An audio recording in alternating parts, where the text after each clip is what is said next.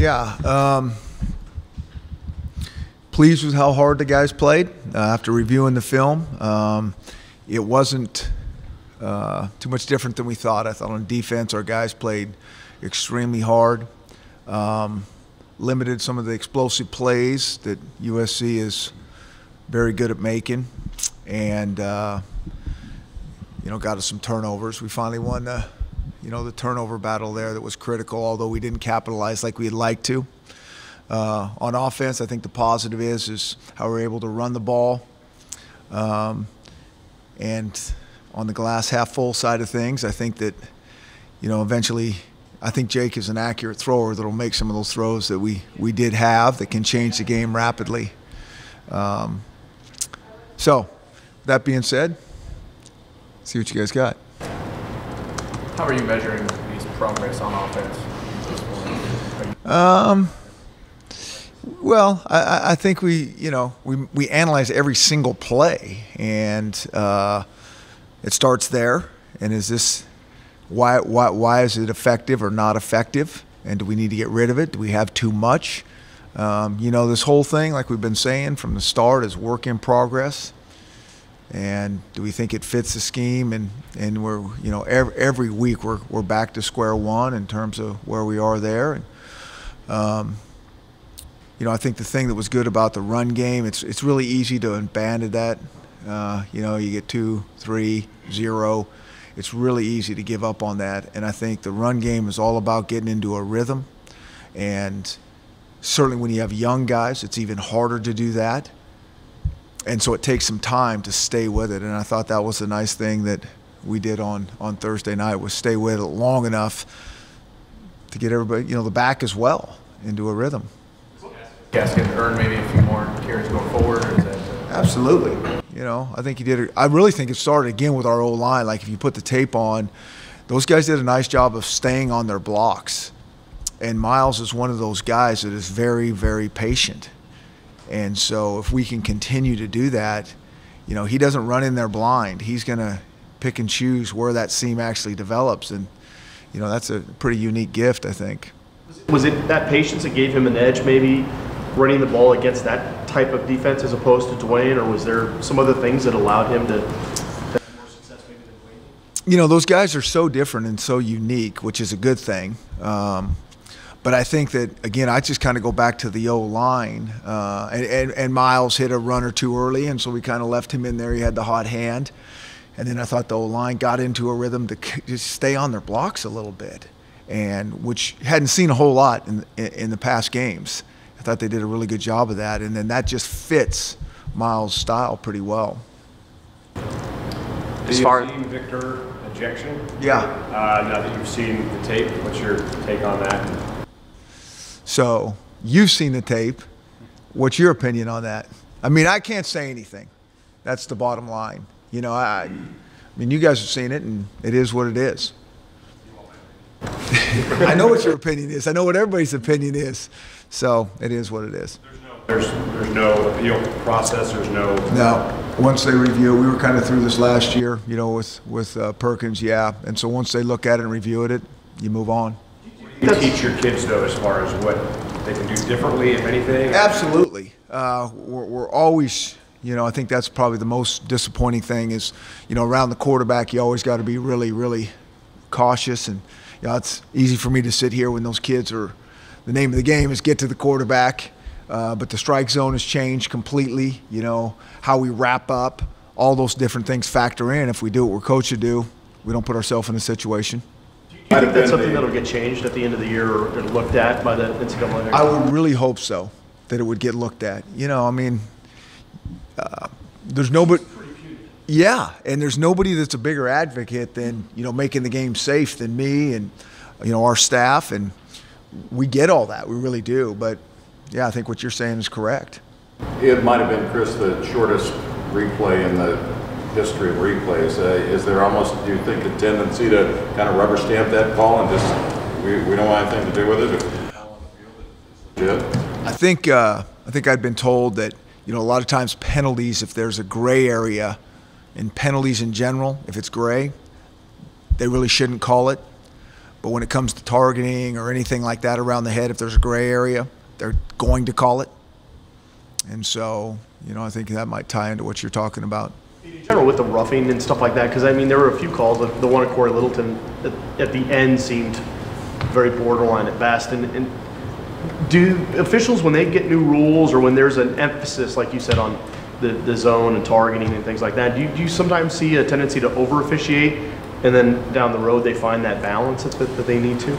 This has been going on for a while. It's not like this rule's out this year, so I don't really know.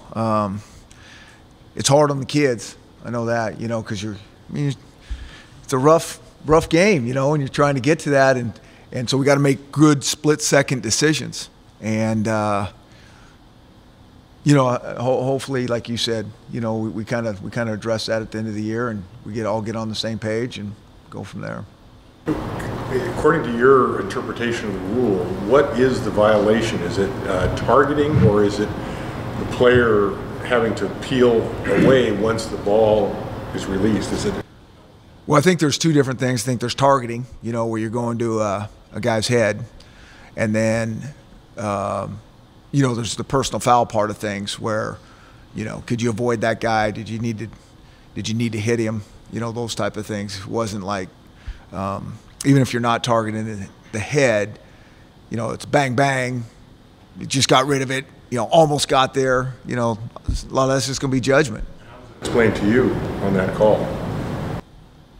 Azim's targeting. Targeting. That's why it's thrown out.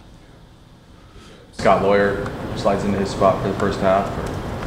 Yeah, Sean Constantine, Scotty Lawyer, Ben Burke-Hervin, all those guys will, and they've been getting work, and they got to be ready to go against one of the better teams in the country that can run the ball. There's no question.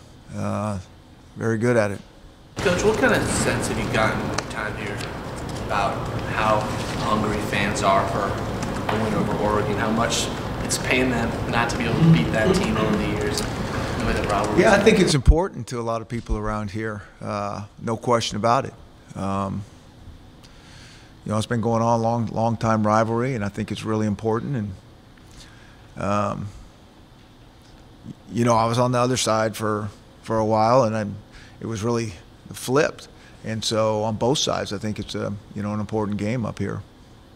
I know you talked about storylines last week, kind of being hype, a lot of hype, but since this storyline this week of the winning streak is more team-oriented, do you maybe play to that a little more?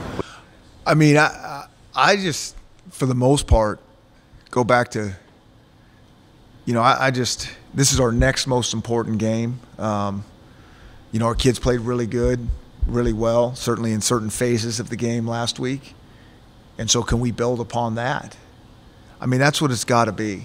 And it's just, because everybody we play is really good. And so it's just always got to be that we can't be super motivated for one team and kind of motivated for another team. And I think it's really hard every single week to be off the charts in terms of motivation and all those type of things. And so I think that's why you just got to come back to it's about you being locked in during the week, and your preparation is spot on, and you're really excited to play against a good team and with a lot of history. It's all those things. I think there's different storylines every week but if we can just stay away from up and down and highs and lows and just try to build skill each week and get a little bit better, I think that's the right approach.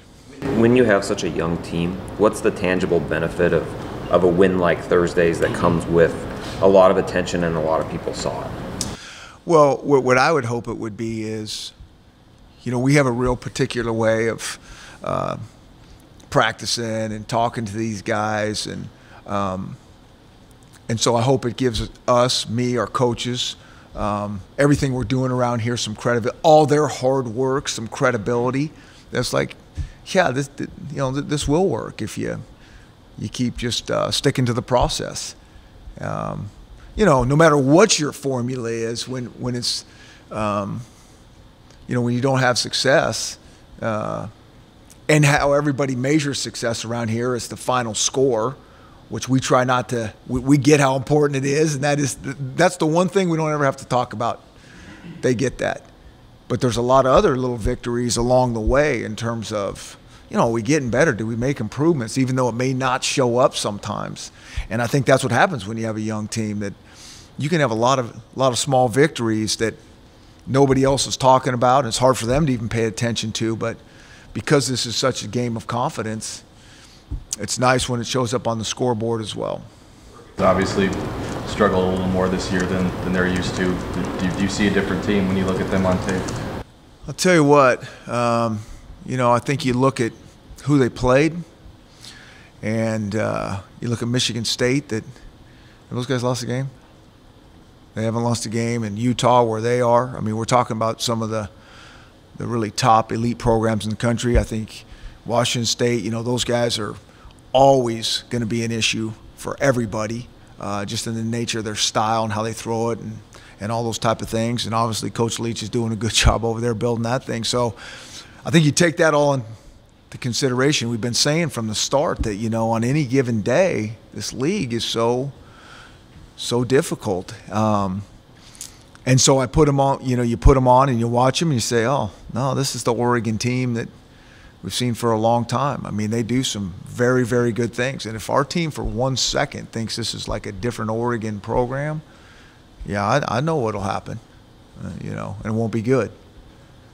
Chris, who do you expect to see at quarterback for Oregon Saturday night? Yeah, I don't really know. If I was guessing, it'd probably, be Vernon Adams. I mean, he's been out for a while. I know he's been throwing and those type of things. But we, again, can't really get kind of hung up on that. That's has nothing to do with us. They're going to run their system. I mean, I don't think it really changes. There may be some different plays they emphasize with them, but it all looks the same to me. Eastern game from last year, just to kind of get a... No, I don't need to peek at that. I remember it very clearly. There's no need to peek at it. What your receivers got more separation, it looked like, in this game. Was that a point of emphasis in the bye week that helped Jake out more? I think, yeah, I think so, against some man coverage, some press coverage. Yeah, I don't know. Maybe he got surprised, and that's why some of the balls weren't right on, because they did a great job of separating. And we'll just keep building on that. And, I am confident, I think we're all confident that, we got to keep doing those type of things. And Jake will, he'll get the ball there eventually. I mean, I think that, we practiced yesterday and looked better even yesterday. I think when you challenge him and a lot of guys on our team about something we got to improve upon, they respond pretty good. Given his youth, was that just nerves, adrenaline, just high stakes, playing against a team like USC in his home state? Yeah, I don't really, that's hard for me to say. I think once you start playing the game, you kind of play and you don't think about all those things. Now, seeing the guys open and pressing a little bit there and trying, I think all that kind of adds up. I don't necessarily think it's, necessarily a Thursday night game, and a lot of people are watching. I think you kind of put that out of your mind. I think he was, maybe needs to set his feet a little bit better and know he's got a little bit of time. I mean, if it's talking about fractions of seconds here so we'll just keep working on it, When you talk about it being a game of confidence and getting that win to really validate all the little wins that you've talked about, do you sense that you have a little different team starting today? I think I think your team is slightly different every Sunday. I really do. I mean, depending on what happens, I think it's a little bit different. And you're always trying to gauge them and, where we are. But, I mean, this to me is just, one small step forward. That's all it is. I mean, we still have a ton of football left to play. And it was a good step forward. And it's progress. And that's what it is to me. And it's also behind us. And as we talk right now, those kids show up tomorrow for practice, we are 0-0. I mean, that's the type of mentality. And it's easy for me to sit here and say that. And if they can have that mentality and be excited to play, really excited like they were the week before, then I think we're heading in the right direction. Review of the film, do you think, especially considering the first 3 possessions, that you had an opportunity for a very decisive win? I don't know, because I think sometimes, it's easy to say that and then the other team responds accordingly, so it's hard to say. I do think we should have some more points on the board, without question, but it's hard to say. I think so many of these teams, starting with USC, have so much firepower that, maybe that sparks them and motivates them more, and so it's hard to say that. I thought about that, but you never really know. Going back to the running backs, is it important that one guy kind of emerges as a lead back, or are you guys okay with how it's going right now, where maybe one game it's Dwayne and in the other game it's Miles? Yeah, I'm okay just as long as somebody's productive, that you really feel like a guy is getting something done for you. We don't want a bunch of guys back there that really are kind of not on. And I think some of that has to do with the rhythm. And I think you got to put a guy in there a little bit to get him into a rhythm. And I think the guys that can get into a rhythm quicker and do some things are going to get more reps. And so I think, to answer your question, it is important in some ways to have a guy, to leave him in there and let him go. But it's also important to have more than even probably 2 running backs that you feel good about. And the competition thing comes forth, where when you get in there, you need to produce a little bit. You need to do some things when maybe it's not all blocked just perfectly. That's what we always are trying to talk about. A lot of guys can go in there and do something if it's blocked really, really well, but we're looking for the guys that can make something happen when it's not all clean. And, it starts with the O-line giving our guys a chance, because they're all skilled. And that's what I thought was a little bit different. I thought our O-line gave our guys a chance to get something going. How did Buda come out of the game health-wise? Did who? What was your question? Buda Baker, how did he come out of the game? Yeah, Buda did great. He's amazing. He really did. I think where he was when his injury occurred, he's got back faster a lot of guys, and that's why, I know you guys always chuckle when we say week to week, because we really don't know. But that guy, we weren't sure if he was going to play, probably up till Wednesday, and by Thursday even how much it was going to be. And he's a tough kid, and it was nice to have him back out there. Chris, wonder if you have any reaction to kind of what's gone on with Steve Sarkisian. I don't know everything that's gone on down there. I've heard a few things, and I think half the time, everybody piles on and doesn't really know the full story. I think this is a tough job, and you just feel bad for the whole situation, for everybody. Talk a long time about that, but it's hard enough to lose. It's a hard enough job when you're doing well, and then something doesn't go right in your situation, and then everybody piles on. I think is very tough, and everybody's got their opinion now, and I don't think everybody knows exactly everything that goes on to have an opinion like that. You guys spent a lot of time down there this weekend, Chris. How was your reception in LA, and was it any different after the game than it might have been before it? Yeah, it was good being down there. We got some good recruiting done, and I think the one thing is that everybody has so much respect for that program.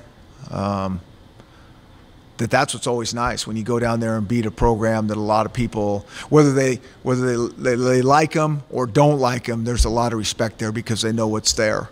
And so when you're able to beat a team like that, I think it's good. It's good for the program. But I think for us to, continue moving forward, it needs to be more than one game, and we got to keep building. Coach, I know your focus is Oregon, obviously, but Washington State, I think, surprised a lot of people. Their fans and alumni are pretty pumped right now. What have you noticed about what they've been able to accomplish? Yeah, and again, that didn't, it doesn't totally surprise me, just because they have I think one thing is they have a unique style, that not everybody sees, just how much they throw it, and they're darn good at it. And so you just never know. And I think Coach Leach is doing a great job over there, putting his stamp on those things. And I'm sure all the things we're talking about here is the same for those guys to get some confidence and go. And And then you factor in, you know, when we play those guys and the rivalry and all that, that's always an issue for us. So, you know, but I'm sure they're, you know, building on that as well. Chris, can you comment on Travis Feeney with the Defensive Player of the Week? He is? Awesome. It's great. Yeah, that's good. Yeah, I didn't know that. You know, there's I think that's great. We probably had a few guys play defense like that could be it. I think it's even better when he wasn't our Defensive Player of the Week. You know, I think that's great. I think that's interesting to spread around the accolades where they be deserved. And I think there's a couple other guys in there that could get something as well. Is it a comment on how quickly he's picked up that buck position? I think he's at a good position for him. You know, I do. And you know, Travis is a really good athlete. That's a good football player that's still even learning the nuances of that position, but he's obviously gaining weekly. And when he's on, he's as good as anybody out there. And I think you saw some really, really good plays out there on Thursday by him. Ours was Darren Gardenhire. Yep. What was how important was it for him to really set the tone in that first series, Darren? Yeah. I think just not only him, but I think we get a sack early and he gets a pick, and then I just think they all played well together. You know, I mean, but I think that Darren's game is getting better each week. Been really pleased with that, and you know, those are some tough guys to cover now, and he was covered them. You know, that one was, you know, kind of post corner double move, and he was right there, and so I think he's starting to, you know, settle down and really see things for what they are. And if he keeps staying focused and progressing, I mean that's the thing that, you know, you hear me say every week about the progress and getting better, and I think he obviously is. I mean, I don't even just look at the pick. He had another one, but he's, you know, sometimes I think corners can guess on things and be right, and then they can guess and be really, really wrong. And I think he's kind of getting out of that mode for the most part and really seeing things for what they are. All right. Okay, thank you guys.